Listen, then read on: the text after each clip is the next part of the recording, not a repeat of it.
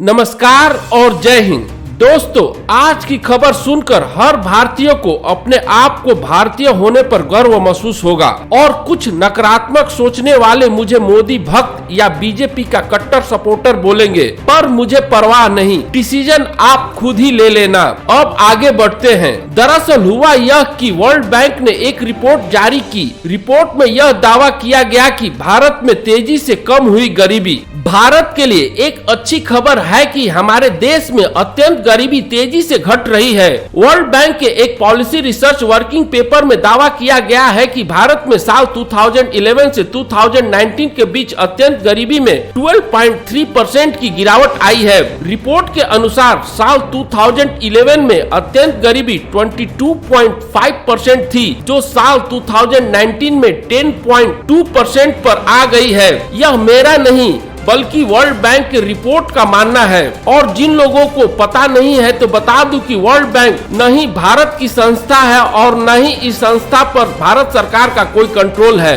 यही नहीं, IMF ने भी इस खबर से रिलेटेड एक रिपोर्ट जारी की है, जिसमें उन्होंने कहा है कि भारत में अब अत्यंत गरीबी समाप्त हो चुकी है। जिन लोगों को नहीं पता है तो बता दूं कि गरीबी और अत्यंत गरीबी में अंतर है। अत्यंत गरीबी का मतलब है कि वैसे लोग जो एक टाइम का अनाज जुगाड़ न कर पाते हो, यानी भूखे पेट सो जाते हो या उनकी मृत्यु हो जाती हो। आप ये न समझ ले कि भारत से गरीबी खत्म हो गई है। भारत से अत्यंत गरीबी खत्म हुई है। इसलिए इन दोनों रिपोर्ट में अत्यंत गरीबी के बारे में जिक्र किया गया है। अब आपको मैं दूसरी खबर बताने वाला हूँ, जो आपको खुशी का डबल डोज देगा। तो खबर यह है कि IMF ने एक और रिपोर्ट जारी की है, जिसमें भारत की अर्थव्यवस्था 2022 में दुनिया में सबसे तेजी से बढ़ने वाली है। IMF के अनुमान के मुताबिक भारत में यह वृद्धि दर 8.2 से 8.5% तक पहुंच सकती है, जबकि अमेरिका में यह दर 5.2% तक ही रह सकती है। खास बात यह है कि भारत को छोड़कर किसी भी अन्य देश में यह वृद्धि दर 6% से ऊपर नहीं जाने का अनुमान जताया गया है। अन्य देश की GDP ग्रोथ की बात करें तो चाइना की आर्थिक वृद्धि दर 5.6% रहेगी, यानी इंडिया से काफी पीछे। Germany 4.6%, France 3.9%, Japan 3.2%, UK 5%, Russia 2.9%, Italy 4.2% और कनाडा 4.9%। वह भी IMF ने भारत की आर्थिक वृद्धि दर को कोरोना के कारण कम बताया है, नहीं तो अनुमान 10% से 12% तक था।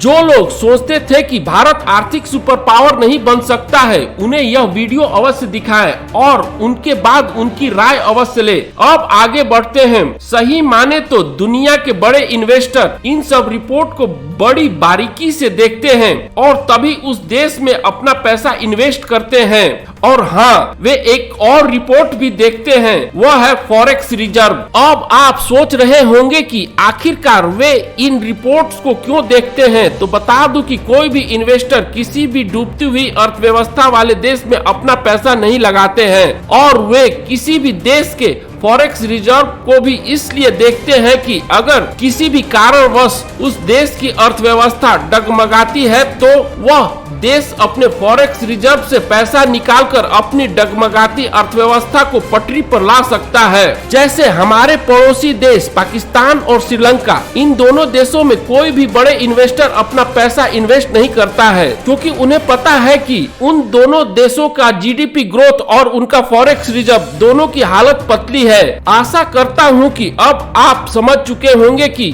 क्यों ये सब रिपोर्ट महत्वपूर्ण है। इन सभी आंकड़ों के लिए एक धन्यवाद तो हमारे फाइनेंस मिनिस्टर श्रीमती सीतारमण को तो अवश्य ही जाता है, क्योंकि किसी ने सही कहा है, किसी को अंडरएस्टिमेट नहीं करना चाहिए। और जानकारों की माने तो इन सब पॉजिटिव आंकड़ों से भारत में काफी भारी भरकम इन्वेस्टमेंट आएगी, जो भारतीय अर्थव्यवस्था को और बूस्ट प्रदान करेगी। और वह दिन दूर नहीं होगा कि जब दुनिया के लिए भारत भाग्य विधाता बनेगा। आपको क्या लगता है, भारत भाग्य विधाता बनेगा या नहीं? अपनी राय कमेंट बॉक्स में अवश्य लिखें। और इस खुशी में तो हमारे चैनल को एक सब्सक्राइब और लाइक अवश्य बनता है। खैर, आप अपना और अपने परिवार का बहुत बहुत ख्याल रखें और खुश रहें। धन्यवाद।